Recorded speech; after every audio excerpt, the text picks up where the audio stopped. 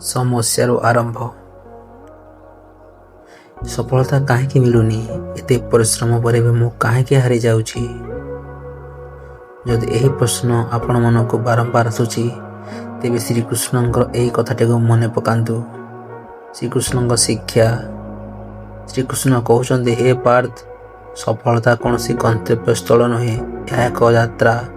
ତୁମେ ଫଳକୁ ଚାହିଁ କାମ କରୁଛ, ସେଥିପାଇଁ ତୁମେ ଶୀଘ୍ର ଥକି ଯାଉଛ।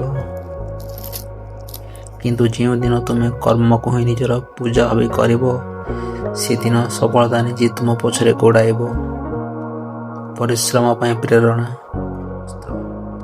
ଯଦି ତୁମେ ଥରେ ହାରିଯାଉଛ, ତାର ଅର୍ଥ ନୁହେଁ ତୁମେ ଦୁର୍ବଳ, ବରଂ ତୁମର ଅଭ୍ୟାସରେ କିଛି କମି ଅଛି। ତେଣୁ ପୁଣି ଥରେ ଉଠ, ପୁଣି ଥରେ ଲଢ଼, ଲକ୍ଷ୍ୟ ସ୍ଥିର, ନିଜର ଲକ୍ଷ୍ୟ ଉପରେ ଏକାଗ୍ରତା ରଖ। ବାହାରର କୋଳାହଳ କିମ୍ବା ଲୋକଙ୍କ ସମାଲୋଚନା ଶୁଣ ନାହିଁ। ଯିଏ ନିଜ ମନକୁ ଜିତିପାରେ, ସେ ସାରା ପୃଥିବୀକୁ ଜିତିବାର ସାମର୍ଥ୍ୟ ରଖେ।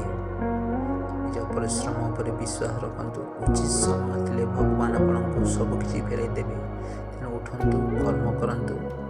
ଜୟ ଶ୍ରୀକୃଷ୍ଣ। ଭିଡ଼ିଓଟି ଭଲ ଲାଗିଥିଲେ ଦୟାକରି ଲାଇକ୍, ସେୟାର ଏବଂ ସବସ୍କ୍ରାଇବ୍ କରନ୍ତୁ।